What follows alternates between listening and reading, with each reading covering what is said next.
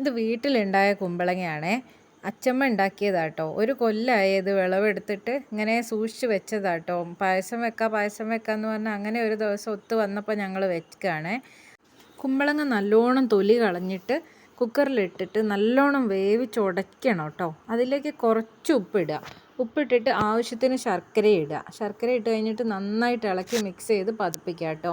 നല്ലോണം ഒന്ന് വെന്ത് വരുമ്പം അതിലേക്ക് അരിപ്പൊടിയില്ലേ, പത്തിരിപ്പൊടി കലക്കിയത് ഒഴിക്കണേ. അതിന് മുന്നേ കുറച്ച് ഏലക്കായും ജീരകവും ഇട്ടുള്ളൂ കേട്ടോ.